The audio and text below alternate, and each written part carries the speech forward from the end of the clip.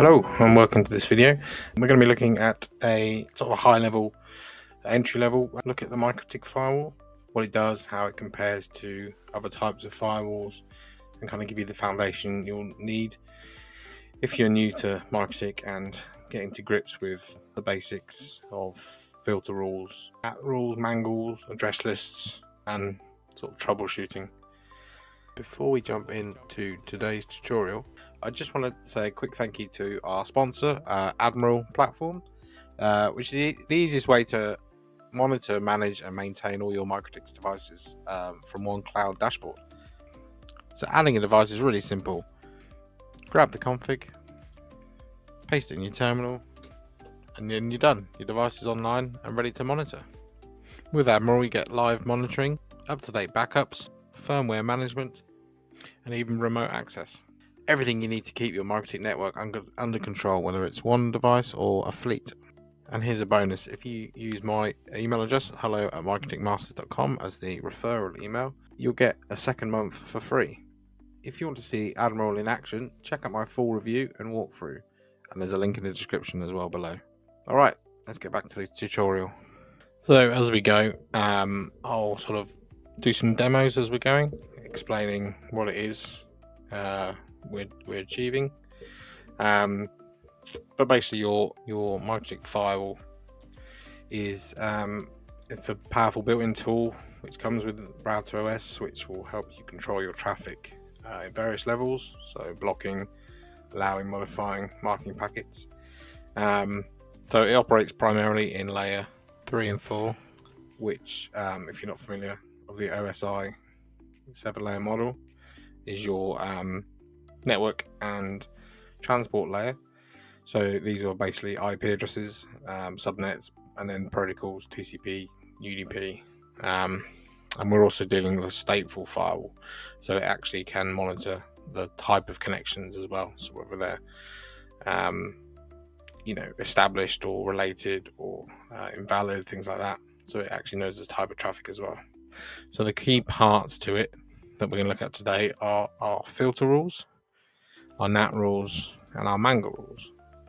So filter rules here are designed to basically control the traffic, so allow, block from various different sources, destinations. It can match on lots of different parameters other than IP addresses or ports.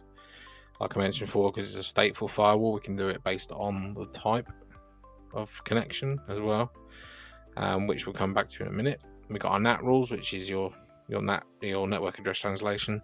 So that is your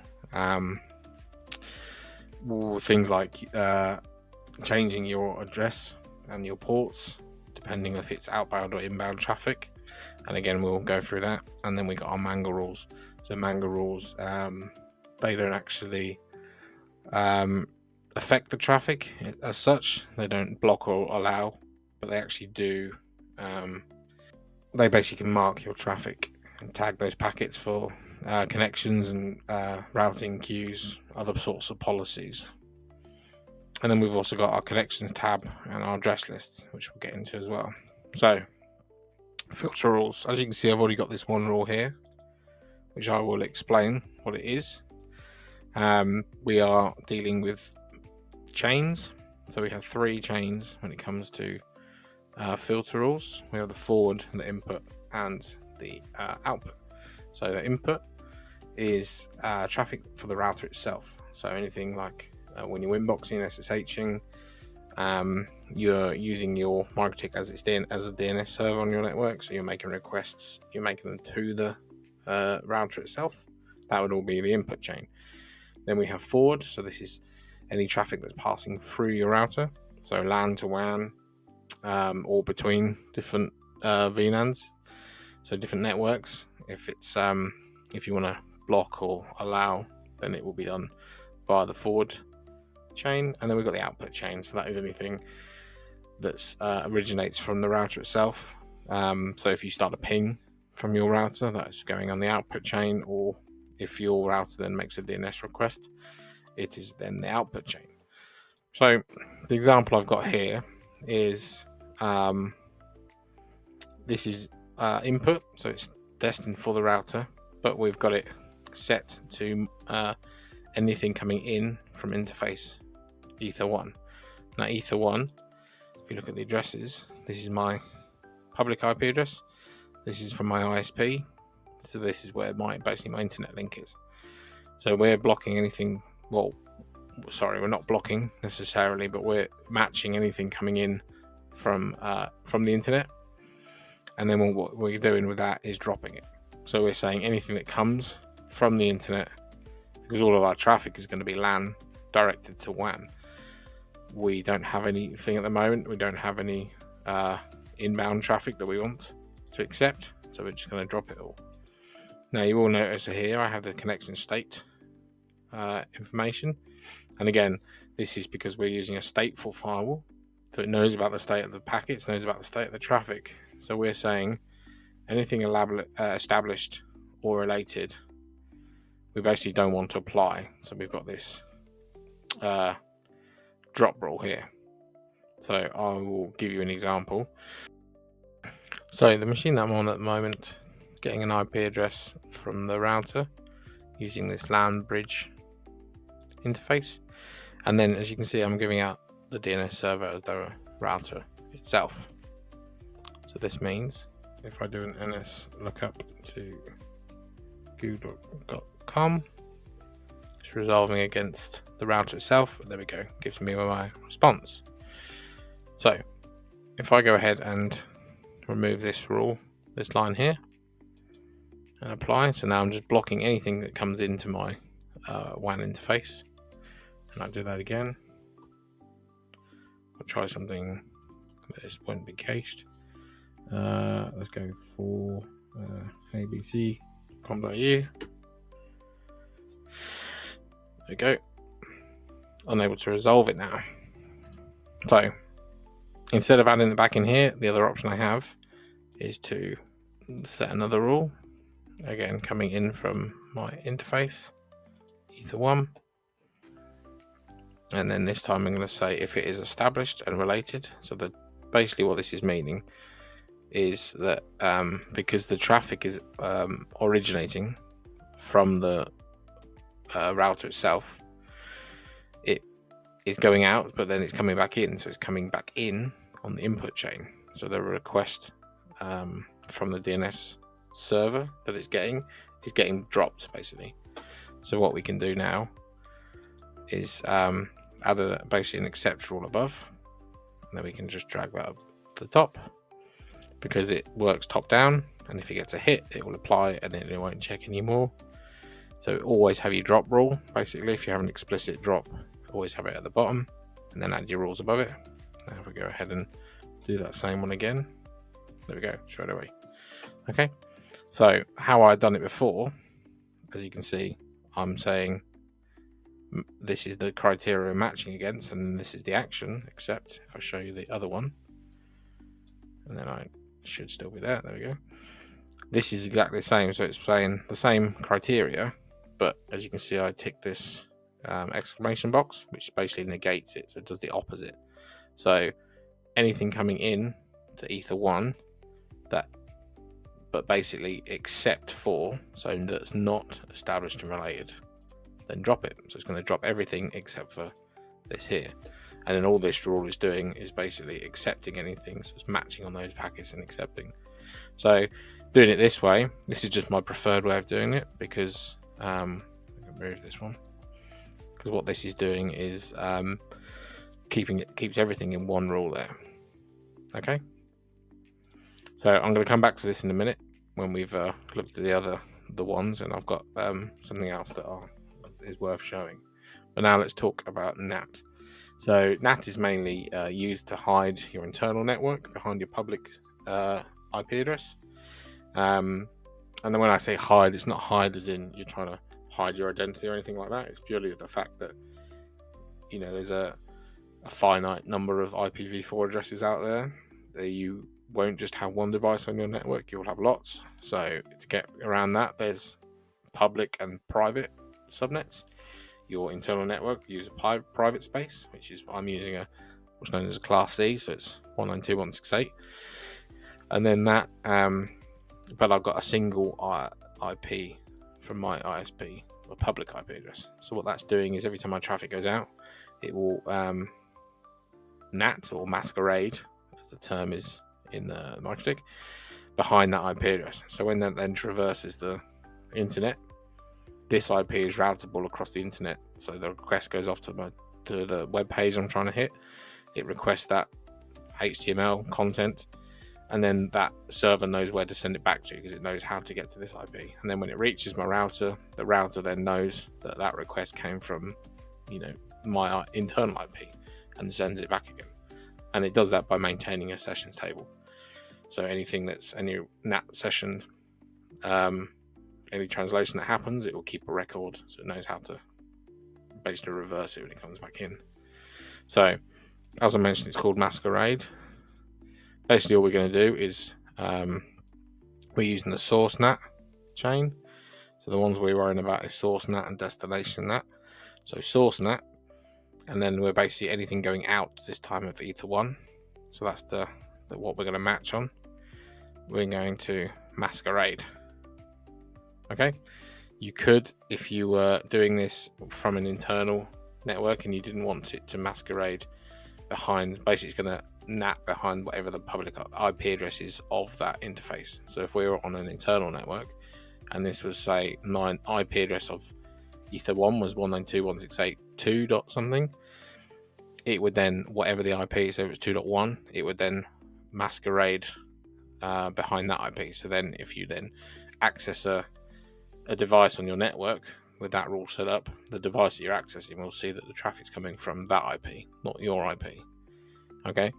The other option you have is the instead of Masquerade, this source NAT, where you can actually specify an IP address for it to talk out of. So if you did have it set up like that, instead of coming from 2.1, you could go, I want it to come from 192.168.2.20 or something, providing that that was a valid IP range on that interface.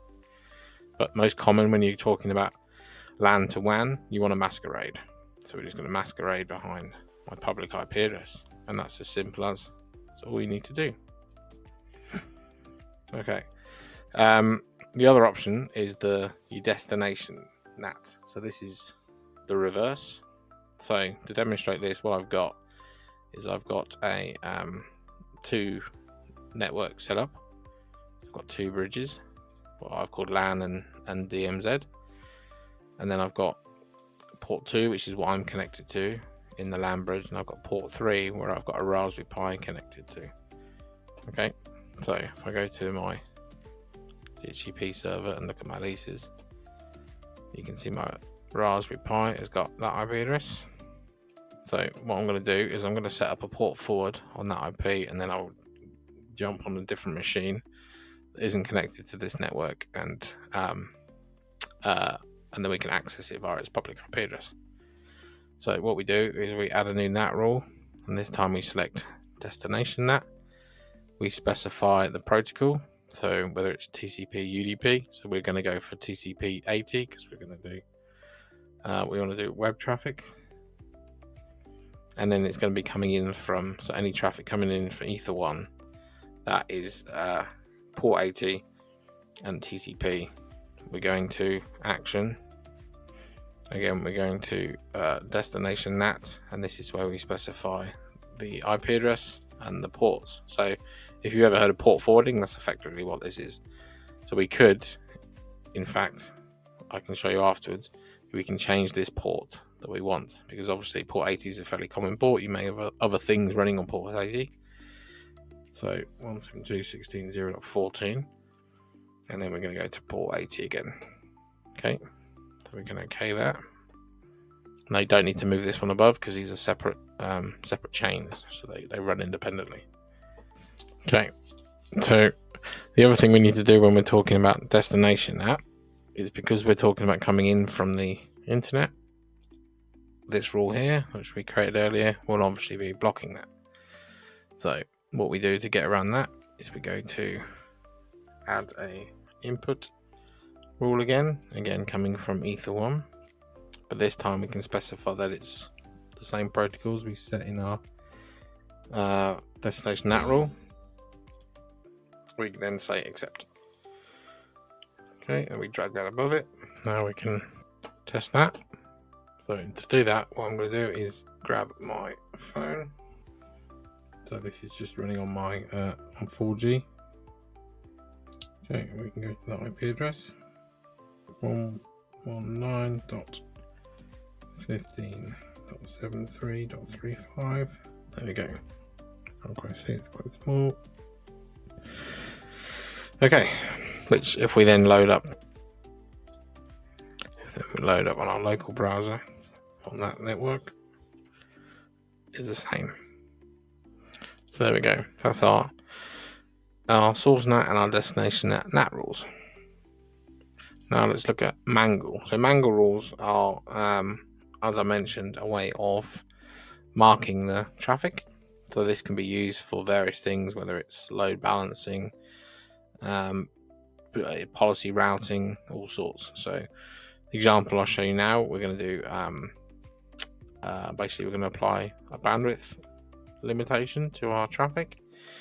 So here we have our pre-routing, and then we're going to do one for post-routing.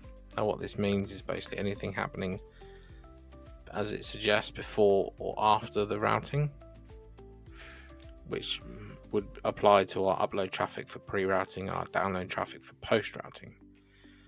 So we're talking about before it gets routed, it comes into the from the device, the router, and then as it's leaving it's being routed, it's just leaving the device for download towards your machine. So we're going to specify our source. So we'll just do this on the entire subnet that I'm on. This could be a single IP address. And then the opposite, so destination when it comes to download. We could match on various things just as we can on all the others. So we can do it on which interface it comes from, protocols, examples. But then we're going to do the action of mark the packet for both. So what it's going to do is anything, so the criteria here of our network, every packet it sees, it's going to put a mark on that. We're going to untick the pass-through in this example because this is once the traffic's been applied, we don't want it to use any other rules afterwards. We want it to stop. And then we can specify our packet mark. We'll just call this one upload, this one download. Okay, there we go. So we go ahead and create our queue. I'm just going to do a queue tree because I can do upload and download differently. So just call this one upload, and then this is where we specify those marked packets. As you can see, they're populated there, and then we'll just give it a limit of 5 meg, and then we just do the same for our download, and then this time our downloaded packets, and then limit that to 5 meg again. Okay, and then we open up our browser, we go to speed test,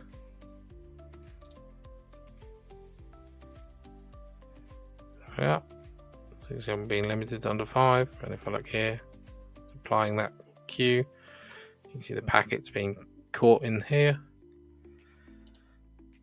and then upload. Slowly getting up there, but basically it's doing the same thing. And as you can see, that's now gone red, and again it's still matching our packets. So if you want to know more about the queuing and the bandwidth monitoring and limiting point of view, then I do have several videos that I've made on this and the different types of queues you can do. So yeah, check those out, as well as also using these for things like load balancing and your policy routing and things like that. So that basically covers it. That's our 3 main rules, or 3 main sections. The what I'll show you now is the connections tab.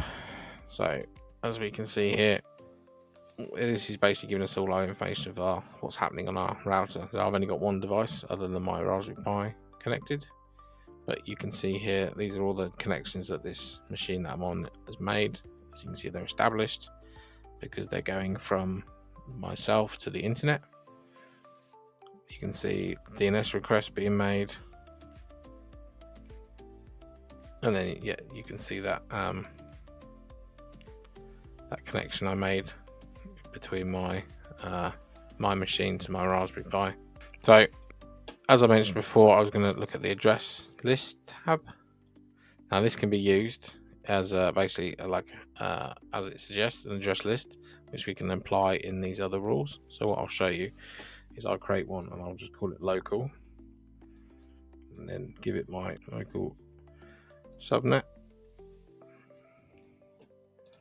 Okay, and then if I wanted to add another local one, could select the name that appears there, and then this one I'm going to call DMZ, and this is the one that my Raspberry Pi is on.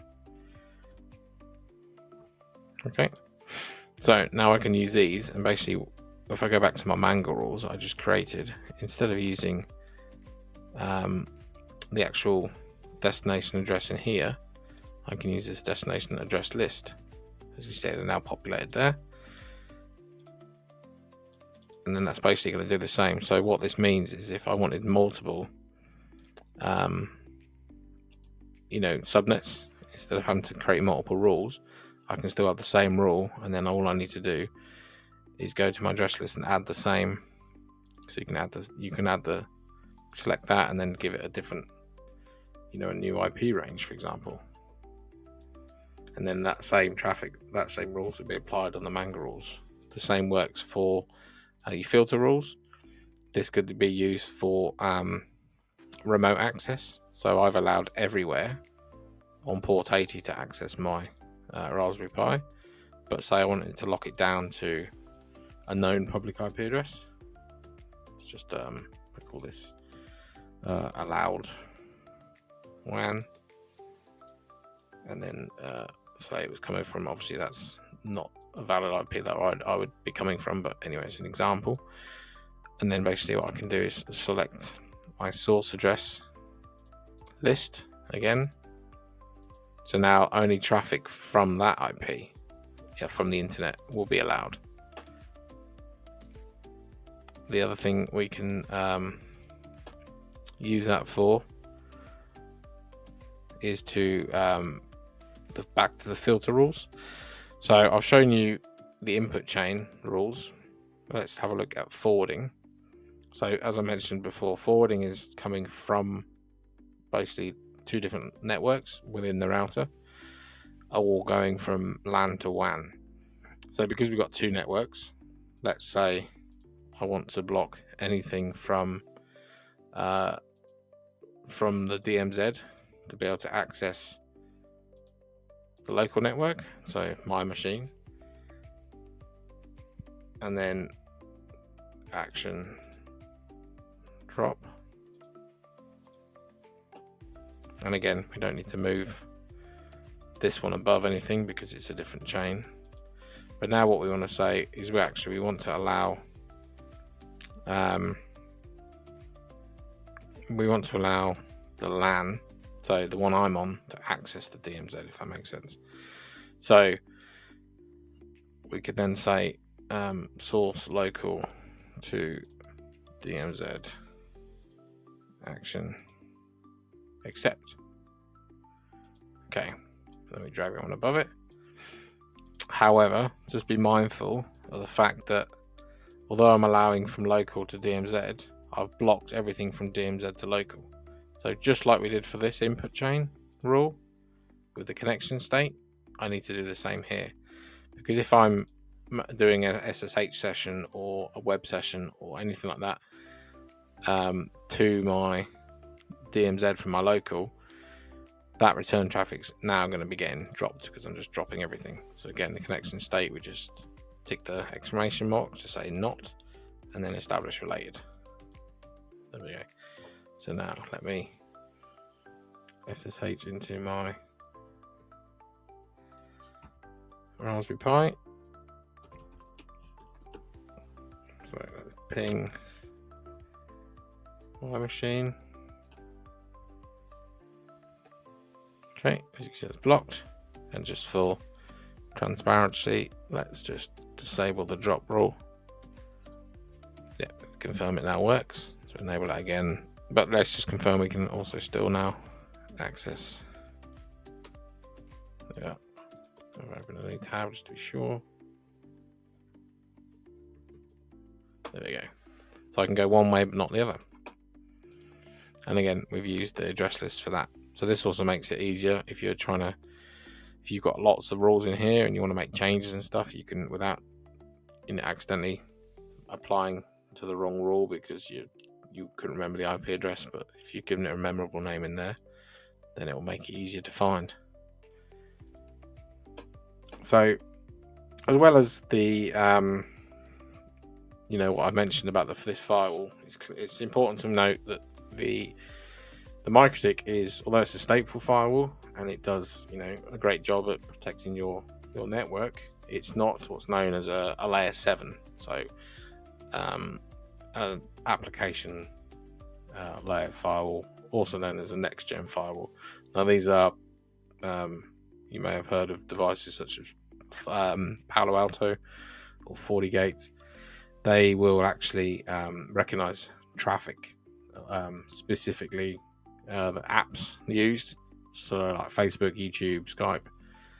They will be also if they're then running on non-standard or unencrypted protocols, so it actually can do some deep packet inspection. So they also will have things like threat protection, intrusion protection, malware scanning, and sandboxing, that sort of thing. Whereas MikroTik doesn't.